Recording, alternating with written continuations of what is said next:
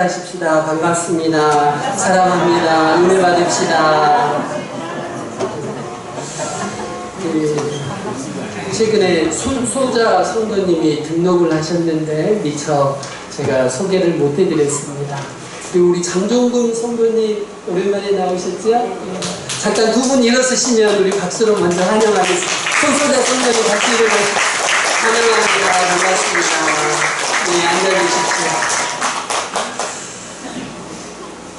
요즘에 그 신종 코로나가 참 시끄럽습니다. 우리나라가 전국이 비상이죠. 우리나라뿐만이 아니라 전 지구촌이 비상입니다. 여러분들이 이 기간 동안에는 해외 여행을 좀 자제해 주시면 좋을 것 같고요. 사람들이 많이 모이는 곳에는 되도록이면 자제하시면 좋겠습니다. 또 손을 잘 씻으시고 고열이나 기침이 나게 되면 먼저 여러분들이 치료를 하셔서 다른 사람들에게 오해를 안 받으시면 좋겠습니다. 여러분들이 기침을 하시면 코로나에 안 걸렸어도 옆에 있는 사람들이 저 사람 이상한 사람이네 도망갑니다. 그러니까 그런 몸 관리를 잘 하셔서 코로나로부터 여러분들이 건강하게 지내시기를 바랍니다. 복음서를 보면 사복음서를 보면 예수님이 건설적인 기적을 많이 행하십니다. 귀신을 쫓아내시기도 하고요. 중풍병자를 치료하기도 하시고 폭풍과 파도를 꾸짖어서 잠잠하기도 하시지요. 예수님이 이렇게 건설적인 기적을 많이 행하십니다. 그런데 오늘 본문에서 예수님이요 무화과 나무를 저주하시죠. 그래서 그 나무가요 뿌리로부터 말라 죽게 하십니다. 여러분 뿌리까지 말라 죽게 하시는 거예요. 이 기적은 복음서에 기록된 유일하게 파괴적인 기적입니다. 예수님이 평소에 건설적인 기적들을 행하시다가 왜 오늘 본문에서 여기서 파괴적인 기적을 행하실까요? 그것은 성전, 기도하는 집을 정화하기 위해서였습니다.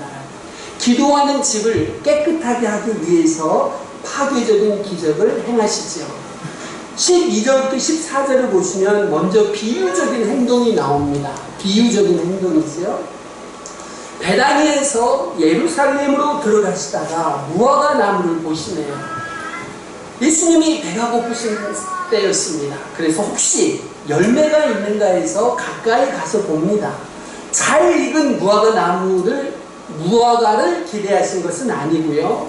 작은 무화과를 기대하신 것입니다.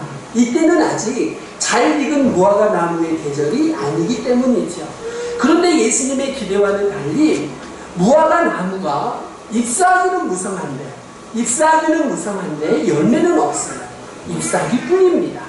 여러분 잎사귀가 무성하면 무화과 나무가 잎사귀가 무성하면 잘 익은 무화과가 아니라 열매가 있어야 합니다. 작은 열매가 있어야 그것이 정상이에요. 그런데 오늘 본문의 무화과 나무는 잎사귀는 무성한데 뭐가 없어요? 열매가 없는 겁니다. 열매가 없습니다. 그래서 예수님이 이제부터 영원토록 사람이 내게서 열매를 따먹지 못하리라 무화과 나무를 저주하시죠. 다음날 아침에 보니까요 무화과 나무가 뿌리째 말랐네요. 이것을 제자들이 봅니다. 예수님이 저주하신 대로 무화과 나무가 뿌리부터 말라 있습니다. 예수님이 왜 무화과 나무를 저주하셨을까요? 여러분 예수님이 무화과를 저주하신 사건과 무화과가 실제로 말라 죽은 사건 사이에는 15절부터 18절 사이에 성전 청결 사건이 나오는 거예요. 예수님이 저주하시고 그 저주가 결과로 나타나는 그 사이에 한 사건이 더 기록되어 있는 겁니다. 그게 뭐냐면 성전 청결 사건입니다. 제자들은 예수님이 성전을 청결하게 하신 사건을 보고 대단히 충격을 받았습니다. 어느 누구도 당시 종교 지도자들이 장악하고 있는 성전을 청결하게 할 생각은 못했어요. 감히 그렇게 할 엄두를 못 냈던 거죠. 당시 실세들입니다. 정치, 종교, 문화 완전히 장악하고 있어요. 사람 하나 죽이고 살리는 거 일도 아닙니다. 그런 권력자들이 장악하고 있는 성전입니다. 그 성전을 청결하게 한다. 이것은 어느 누구도 상상하지 못했고 제자들도 상상하지 못했던 거예요. 그런데 예수님이 그 일을 하시네요. 대단히 충격적이죠. 제자들은 충격이 채 가시기도 전에 다음날 아침에 보니까요, 이 무화과 나무가 저주하신 대로 말라있는 겁니다. 예수님이 의도하신 대로 두 가지 사건이 제자들의 머리에 확 바뀝니다. 첫 번째 사건은 뭐냐? 성전 청결 사건입니다.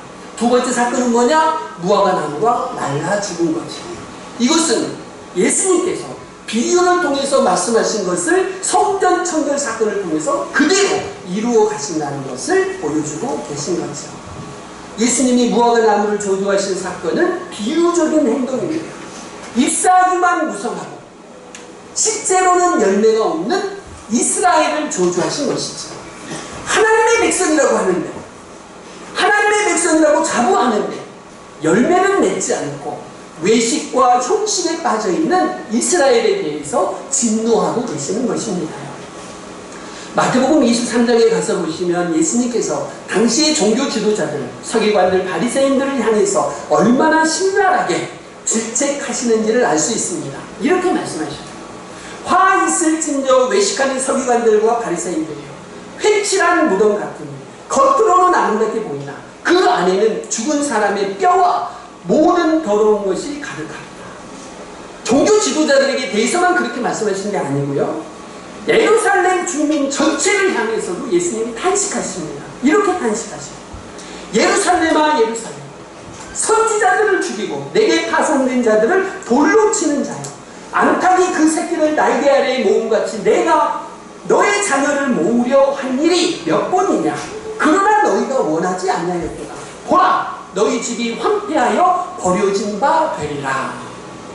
하나님이 선택하신 예루살렘, 그 중에서도 거룩한 옷 성전입니다. 하나님께서 너희 집이 황폐하여 버려진 바 되리라고 예수님이 이렇게 분명하게 말씀하십니다.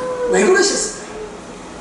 예수님이 그들에게 열매를 맺을 수 있는 기회를 주실지요, 그렇지만 그들은 여전히 열매를 맺지 않는 겁니다. 잎사귀만 무성한 무화과 나무 같았어요. 예루살렘 성전이 부패해 있고, 제사장들이 부패해 있고, 백성들이 부패해 있습니다. 부패해서 악취를 풍기는 이스라엘을 예수님은 저주하신 거죠. 신앙인입니다. 하나님을 예배합니다. 하지만 그들에게는 삶의 열매, 인격의 열매는 전혀 보이지 않는 겁니다. 하나님의 백성들이 두고두고 기억하고 경고를 받을 수 있도록 기념비적인 저주의 행동을 오늘 본문에서 보여주고 계십니다. 두 번째로 실제적인 행동이 나옵니다. 15절부터 19절 사이에서 예수님이 무화과 나무를 저주하신 후에 예루살렘 성전으로 들어가십니다. 가시니까요, 성전 안에서 매매하는 자들을 쫓아내십니다. 돈 바꾸는 사람들의 상, 비둘기 파는 사람들의 의자를 둘러 엎으시죠. 아무나 상품을 가지고 성전 안으로 왔다 갔다 하지 못하도록 허락하지 않으십니다. 저와 여러분이 아시는 대로 예수님은 대단히 겸손하시고 온유한 분이십니다. 그런 예수님이 오늘 본문에서는 이렇게 돌변해 버리십니다. 상을 엎어버리고 의자를 엎어버리십니다. 어느 누구도 물건을 가지고 성전 앞으로 왔다 갔다 하지 못하도록, 성전 안으로 왔다 갔다 하지 못하도록 화를 내고 계십니다. 이 모습을 보고 제자들은, 그리고 주변에 있는 사람들은 충격 또 충격이었을 것입니다. 앞에서 잠깐 언급해드린 대로 당시에 그 누구도 감히 종교 지도자들의 권세에 대항할 수가 없었고, 성전에서 일어나는 일들에 대해서 가타부터 말할 수 없는 그런 시대였습니다. 그런데 예수님이요, 종교 지도자를 향해서 전면으로 도전장을 던지는 겁니다. 너희들이 세운 질서, 너희들이 만든 관습, 이거 틀렸다. 이거 고쳐라. 그렇지 않으면 무화과 나무와 같이 말라 죽을 것이다. 너희들 전부 망할 것이다. 예수님은 지금 행동으로 보여주고 계시죠. 예수님이 왜 이런 행동을 하셨을까요? 본문에서 예수님이 말씀하십니다. 기록된 바 내 집은 만민이 뭐하는 집이라? 기도하는 집이라. 칭함을 받지 아니하였느냐. 너희는 강도의 소굴을 만들었다. 성전은요, 만민이 기도하면서 하나님께 예배하는 집입니다. 성전은 기도의 집, 예배의 집입니다. 사람들은 기도의 집을 뭘로 바꾸었다고요? 강도의 소굴로 만들어버렸습니다. 거기서 돈을 벌고 거기서 물건을 훔치고 있는 거죠. 당시 상황을 조금 더 설명을 드려봅니다. 사람들이 유월절 제사를 지내려고요 멀리서 예루살렘으로 몰려듭니다. 멀리서 오다 보니까 희생 제물을, 짐승을 가져오기가 힘듭니다. 짐승이나 비둘기를 사서 제사를 지내야 하는데 이제 예루살렘에서 살 수밖에 없지요. 때로는 돈도 바꿔야 합니다. 성전 장사꾼들은 이런 상황을 이용하는 겁니다. 짐승을 팔 때 10배의 웃돈을 받고 파는 거예요. 동전을 바꿀 때 4분의 1, 25%의 웃돈을 받고 바꿔주는 겁니다. 심지어 가난한 사람들이 바치는 비둘기에도 웃돈을 받은 겁니다. 기도의 집을 강도의 소굴로 바꿔버렸습니다. 이런 현장을 예수님이 덮치셔서 거룩한 분노로 청결 작업을 하시는 거죠. 앞에서 말씀드린 대로 성전은 예배의 장소입니다. 하나님이 오늘 찾으시는 사람들은 예배하는 사람들을 찾고 계십니다. 예배자들을 찾고 계십니다. 하나님은 오늘도 예배자들을 찾고 계십니다. 한 교회, 한 공동체가 건강하냐 그렇지 않느냐, 하나님이 기뻐하시느냐 그렇지 않느냐는 무엇으로 판단하는 것입니까? 교회가 크냐 작냐, 사람들이 많이 모이냐 적게 모이냐, 절대인이 많냐 없냐, 건물을 가졌느냐 안 가졌느냐, 그것으로 하나님이 판단하지 않으십니다.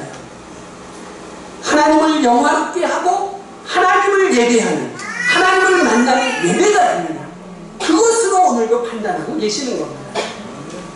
그래서 성전은 이스라엘의 심장입니다. 성전이 부패하면 이스라엘 전체가 부패하게 됩니다. 그리고 부패한 성전은 하나님이 그대로 놔두지 않으시죠.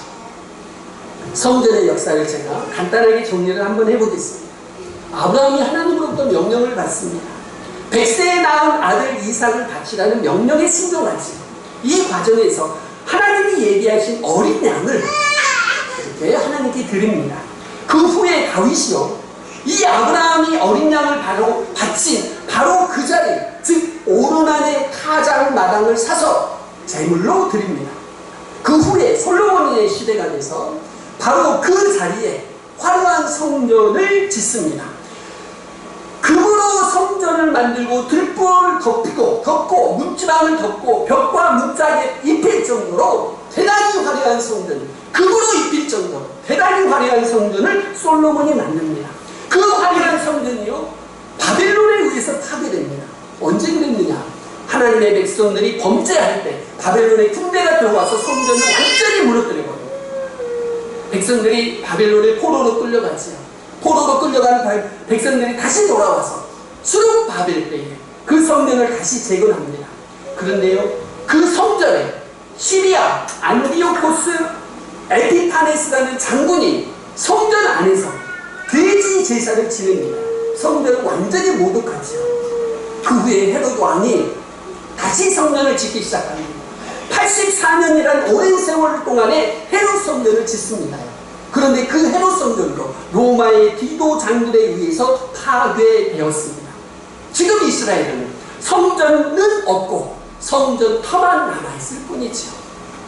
사랑하는 성도 여러분들이요, 아무리 웅장하고 아무리 화려한 성전이라 할지라도 예배의 집이, 기도의 집이 강도의 소굴로 변화되면 하나님은 주저하지 않고 저주하시고 심판하십니다. 이것이 오늘 우리에게 주시는 역사적인 교훈입니다. 그리고 그 하나님의 심판은 성전에서, 교회에서부터 시작합니다. 예수님은 부패한 백성들 때문에 성전을 근본적으로 저주하시고 청결하게 하십니다. 하나님의 공의를 세우시고 하나님의 거룩하심을 나타내시기 위해서이죠. 세 번째, 실천적인 교훈입니다. 예수님이요 요한복음 2장에서 제자들에게 이런 말씀을 하셔요. 주의 전을 사모하는 열심이 나를 삼키리라. 구약 성경 구절을 인용하십니다. 주의 전을 사모하는 열심이 나를 삼키리라. 시편 69편 9절에서요 주의 집을 위하는 열성이라는 표현이 나옵니다. 성전을 사모하는 열정, 그 열정이 가슴 속에서 불처럼 타올랐다는 것이죠. 저와 여러분이 성전을 향한 열정이 있으시기를 바랍니다. 예수님이 그 열정을 잘못됐다 틀렸다 갖지 말아라 그렇게 말씀하시는 게 아니에요. 그 열심으로 성전에 가서 기도하라는 것입니다. 그 열심으로 교회에 가서 예배하고 기도하라는 거죠. 엉뚱한 짓 하지 말라는 거예요. 교회에 가서 성전에 가서 거기서 이득을 취하거나 거기서 자기의 편을 만들거나 자기의 뜻을 이루려고 애쓰지 말고 성전 교회에 가서는 다른 거 하지 말고 예배하고 기도하라고 말씀하시는 겁니다.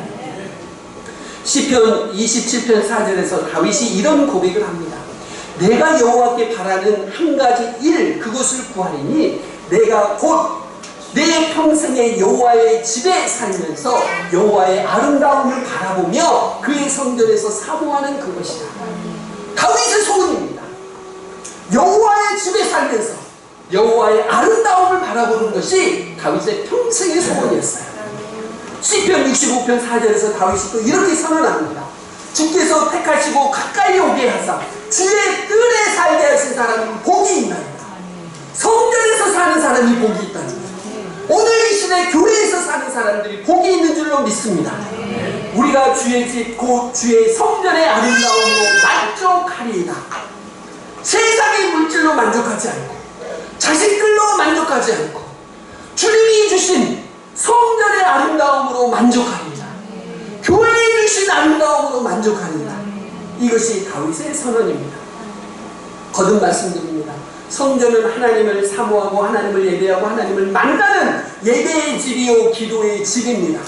성전에서 하나님을 예배하고 하나님을 만나면 하나님의 아름다움으로 우리가 만족할 것입니다. 이것이 복이고 이것이 행복입니다. 성전이 하나님을 예배하는 기도의 집으로 보존되어야 할 이유가 여기에 있습니다. 교회가 예배하는 집으로 기도하는 집으로 보존되어야 할 이유가 여기 있습니다. 교회에서 하나님을 예배하고 하나님을 만나면 우리가 하나님의 아름다움으로 만족하게 됩니다. 그것이 복이요 그것이 행복이기 때문이지요.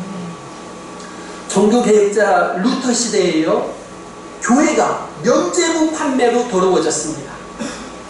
교회를 건축하는 헌금을 내면 성당을 건축하는 헌금을 내면 죄를 용서해 준다는 거죠. 이런 미명 아래 사제들이 천주교 사제들이 면죄부를 판매합니다. 이것을 보고서 마틴 루터는 도저히 견딜 수 없어서 종교개혁의 기체를 높이 들어 올린 것입니다. 오늘날의 성전은 교회고 교회는 건물이 아니고 성도들의 공동체입니다.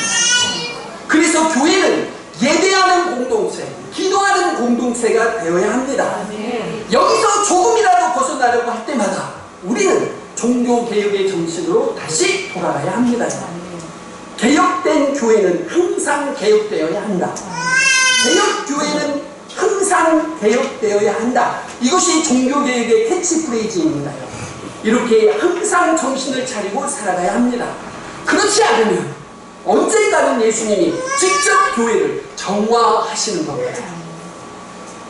우리 교회는 천국복음으로 사람을 살리고 키우고 고치는 생명사역을 하고 있습니다. 어떻게 하고 있습니까? 성경을 강해해서 성령으로 사람을 변화시키는 겁니다. 우리가 사람을 변화시키려고 애쓰지 않습니다. 성령이 변화시키기를 기도하면서 성경을 가르칠 것입니다. 이것을 잘하려는 면접, 우리 교회는 예배하는 공동체, 기도하는 공동체가 되어야 합니다. 이것이 회복되어야 돼요. 건물을 짓는 게 먼저가 아니고 재정을 많이 확보하는 게 먼저가 아니고 사람들을 많이 모으는 것이 먼저가 아니고 먼저 우리가 예배하는 공동체, 기도하는 공동체로 우뚝 세워져야 합니다. 그러면 우리가 어떻게 기도해야 할까요? 예수님은 무화과 나무 저주 사건을 통해서 기도의 집인 성전이 부패할 때 저주받는다는 것을 행동으로 보여주십니다. 동시에 기도하는 집은 기도를 회복해야 한다고 우리에게 인상적인 교훈을 남기고 계시죠. 여러분, 예수님의 제자들도 처음에는 기도하지 않았습니다. 겟세마네 동산에서 예수님이 땀방울이 핏방울이 되도록 기도하실 때 이런 결정적인 시간에도 예수님의 제자들이 기도하지 않았습니다. 사랑하는 성도 여러분들이요, 우리는 기도하시기를 바랍니다. 왜 기도해야 될까요? 하나님과 교제하기 위해서 기도해야 합니다. 바쁠수록 하나님의 도움이 더 필요하지요. 그래서 바쁠수록 더 기도해야 합니다. 우리의 뜻대로 이루어지기를 기도하지 않기 때문에, 하나님의 뜻대로 이루어지기를 기도하기 때문에 우리는 더 기도해야 합니다. 기도하는 마음만 가질 것이 아니죠. 실제로 기도해야 합니다. 시간을 내서 기도하셔야 합니다. 예수님도 동일한 기도를 3번 반복하셨습니다. 우리는 주 기도를 수천 번, 수만 번 반복하고 있습니다. 여러분들 주기도문 몇 번 외우신 것 같습니까요? 셀 수 없겠죠. 엄청나게 외웁니다요. 머리로 생각하고 마음을 기울여서 외우면 아무리 반복해도 기도는 참된 기도가 되는 겁니다. 여러분들이 주기도문을 외우실 때 마치 주문 외우시듯이 외우시면 안 됩니다. 한 구절 한 구절 생각하시고 마음을 기울여서 여러분이 주기도문을 외우시면 그때마다 예수님이 받으시는 기쁜 기도가 되는 것입니다. 응답이 없어도 응답을 받을 때까지 계속 기도하시기를 바랍니다. 기도는 예수님의 교훈입니다. 기도 응답은 예수님의 약속입니다. 기도는 적금입니다. 기도하면 반드시 구하는 것보다 더 많이 받을 줄을 믿습니다. 기도하면 생각하는 것보다 더 많이 받을 줄을 믿습니다. 기도는 하나님에게 플러그를 꽂고 하나님의 생명, 능력, 축복을 받는 충전입니다. 여러 가지 말씀드렸어요. 기도는 예수님의 교훈입니다. 기도는 적금입니다. 기도는 충전입니다. 어떤 태도로 기도해야 우리가 이렇게 기도할 수 있을까요? 첫 번째입니다. 역사적인 요소 21절에 보니까요, 베드로가 생각이 나서 라고 표현합니다. 주님이 하신 일을 기억해야 기도가 되는 겁니다. 모세는 이스라엘 백성들에게 기억하라 거듭거듭 강조합니다. 여러분들이 하나님이 여러분의 인생 가운데서 하셨던 일을 항상 기억하시기를 바랍니다. 모세가요 이런 말씀을 합니다. 네 소유가 다 풍부하게 될 때에 네 마음이 교만하여 내 하나님 여호와를 잊어버릴까 염려합니다. 여호와는 너를 애굽 땅 종되었던 집에서 이끌어내시고 너를 인도하여 그 광대하고 위험한 광야 곧 불뱀과 정갈이 있고 물이 없는 건조한 땅을 지나게 하셨으며 또 너를 위하여 단단한 땅 속에서 물을 내셨으며 내 조상들도 알지 못하는 만나를 광야에서 내게 먹이셨나니 이는 다 너를 낮추시며 너를 시험하사 마침내 내게 복을 주려 하심이었느니라. 그러나 네가 마음에 이르기를 내 능력과 내 손의 힘으로 내가 이 재물을 얻었다 말할 것이라. 내 하나님 여호와를 기억하라. 그가 내게 재물 얻을 능력을 주셨습니다. 너희들이 풍부하게 될 때에 내 능력으로 네 손으로 이 재물을 얻었다고 말하지 말아라. 사실은 여호와 하나님이 너에게 재물 얻을 능력을 준 것이다. 이것을 잊지 말아라. 모세가 거듭거듭 강조하고 있습니다. 하나님이 하신 일을 기억해야 기도가 나옵니다. 여러분, 하나님이 내게 하신 일을 잊어버리면요 교만해집니다. 하나님이 없이도 살 수 있을 것처럼 생각하지요. 그러니 기도가 나오겠습니까? 하나님이 여러분의 인생 가운데 행하신 일을 기억해야 전에도 일하셨던 하나님이 이번에도 일하실 줄 믿습니다. 이렇게 기도가 나올 것입니다. 두 번째입니다. 하나님을 믿으라고 합니다. 22절에서 하나님을 믿으라고 합니다. 여러분, 하나님을 굳게 믿고 기도하시기를 바랍니다. 의심하지 말고 하나님을 믿으며 기도하시기를 바랍니다. 23절에서 예수님이 말씀하셔요. 이 산더러 들리어 바다에 던지라고 하며 그 말하는 것이 이루어질 줄 믿고 의심하지 아니하면 그대로 되리라. 예수님이 이런 기도 하신 적 없어요. 산을 바다에 던지기를 기도하신 적 없어요. 제자들도 이런 기도 한 적이 없어요. 산을 바다에 던져주십시오. 이런 기도 한 적 없어요. 이렇게 예수님이 말씀하신 건 뭐냐면 무엇이든지 의심하지 않고 믿으면 산을 바다에 던지는 것 같이 어려운 일이라 할지라도 하나님이 능히 이루어 주실 것이다. 믿고 기도하라는 것입니다. 여러분들에게 믿음이 있으시길 바랍니다. 많은 경우에 우리가 기도하면서도요 믿지 않고 기도합니다. 믿지 않고 기도해요. 들어주면 좋고 안 들어주면 어쩔 수 없고 믿어야 본전이다. 그렇게 기도하지 마시고 믿고 기도할 수 있으시길 바랍니다. 여러분이 하나님께 올려드린 기도는 단 한마디도 땅에 떨어지지 않습니다. 하나님이 전부 받으십니다. 전부 받으십니다. 세 번째입니다. 세 번째 전에 우리가 믿고 기도할 때 한 가지 조건이 있습니다. 욕심 부리지 말고 하나님의 뜻을 앞세우라는 것입니다. 요한일서 5장 14절입니다. 그를 향하여 우리의 가진 바 담대함이 이것입니다. 그의 뜻대로 무엇을 구하면 들으십니다. 우리가 무엇이든지 구하는 바를 들으시는 줄을 안즉 우리가 그에게 구한 그것을 얻을 줄을 또한 아느니라. 욕심부리며 구하면 얻지 못합니다. 하나님의 뜻대로 구하면 얻습니다. 그래서 먼저 그의 나라와 그의 의를 구하며 기도하는 거죠. 여러분들이 그의 나라와 그의 의를 구하며 건강을 위해 기도하시고, 합격을 위해 기도하시고, 승진을 위해 기도하시고, 물질을 위해 기도하시고, 성공을 위해서 기도하시기를 바랍니다. 먼저 하나님의 뜻을 구하시고, 하나님의 나라와 의를 구하시고, 여러분의 생활에 필요한 것들을 하나님께 전부 올려드리시기를 바랍니다. 하나님의 구체적으로 여러분의 기도에 응답해 주실 것입니다. 물론 때와 방법은 하나님의 손에 달려 있습니다. 때와 방법은 하나님이 가장 좋은 때에 가장 좋은 방법으로 여러분에게 응답하실 거예요. 그때까지 여러분이 포기하지 마시고 믿고 기도하시길 바랍니다.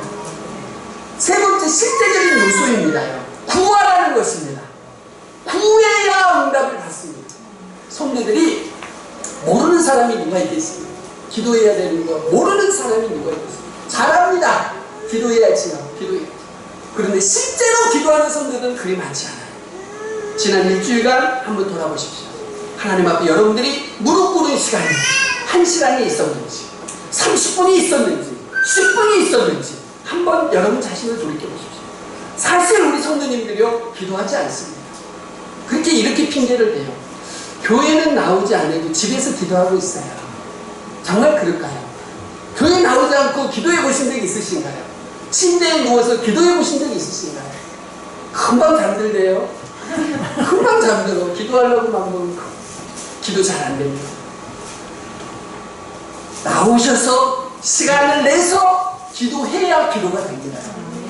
편한 상황에서 여러분을 놔두고 기도하려면 기도가 잘 안 됩니다. 여러분들이 실제적으로 기도하시기를 바랍니다. 네 번째, 도덕적인 요소입니다. 용서하라는 표현이 오늘 본문에 나옵니다. 너희가 사람의 잘못을 용서하면 너희 하늘 아버지께서도 너희 잘못을 용서하시느니라. 너희가 사람의 잘못을 용서하지 아니하면 너희 아버지께서도 너희 잘못을 용서하지 아니하시리라. 잘 들어보십시오. 인간관계가 깨어진 상태에서 기도하면 하나님이 응답하지 않으십니다. 인간관계를 회복하고 기도해야 하나님이 응답하시는 거예요. 인간관계를 회복하는 방법이 뭐냐? 용서입니다. 용서하고 기도하요. 하나님이 응답해 주십니다. 어떻게 기도해야 된다고요? 기억하고 믿고 실제로 용서하며 기도하시기를 바랍니다. 사랑하는 성도 여러분들이요, 혹시 잎사귀만 무성하지 않으신지요? 잎사귀 밖에 없으신지요? 신앙 열분의 잎사귀. 나 예수 믿은 지 몇 년이야? 이거 잎사귀입니다. 직분의 잎사귀. 나 교회에서 뭐야? 이거 잎사귀입니다. 신앙 인맥의 잎사귀. 나 누구 알아? 어떤 목사님 알아? 그분하고 식사했어요. 이거 잎사귀입니다요. 여러분에게 잎사귀가 있다면 열매가 있으시기를 바랍니다. 신앙생활하니 몇 년 됐다고 직분이 뭐라고 내가 누구 안다고 자랑하고 내세울 것이 아니라 그런 잎사귀가 있으시다면, 신앙을 오래 하셨다면, 직분이 있으시다면, 누구를 아신다면 열매가 있으시기를 바랍니다. 잎사귀만 무성한 신앙생활을 청산하셔야 합니다. 하나님이 기뻐하시는 열매를 맺으셔야 해요. 가장 중요한 열매는 하나님이 기뻐하시는 예배 그리고 기도입니다. 특별히 기도에 대해서 강조해 드렸습니다. 기도는 능력을 전달하는 플러그입니다. 제가 앞에서 기도에 대해서 여러 가지 정의를 드렸어요. 기도는 교훈이다, 적금이다. 기도는 플러그입니다. 충전입니다. 기도 안 하면 능력을 체험하지 못합니다. 기도를 많이 하면 능력을 많이 체험합니다. 기도하다가 포기하면 능력이 단절됩니다. 꾸준히 기도하면 계속해서 능력을 체험하게 됩니다. 특별히 기도하기 위해서는 교회 공동체가 기도하는 집이 되어야 합니다.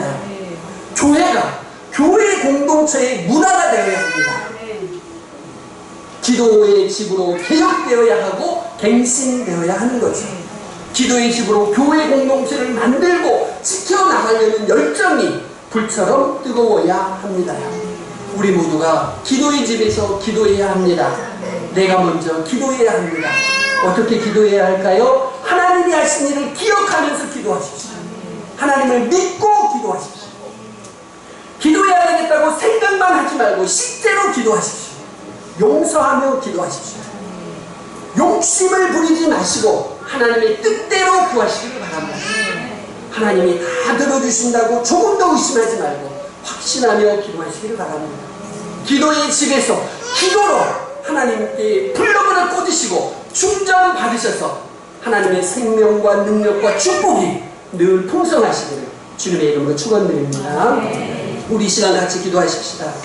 잎사귀가 무성하다고 그동안 교만하고 자랑하고 다녔습니다. 열매 없이 잎사귀만 무성한 저를 용서해 주옵소서. 기도의 집에서 기도하게 하옵소서. 욕심이 아니라 하나님의 뜻대로 기도하게 하옵소서. 우리 교회가 기도하는 집이 되게 하옵소서. 예배하는 공동체, 기도하는 공동체로 만들어주시고 내가 먼저 무릎 꿇어 기도할 수 있도록 아버지 하나님 도와주시옵소서. 같이 기도하시겠습니다.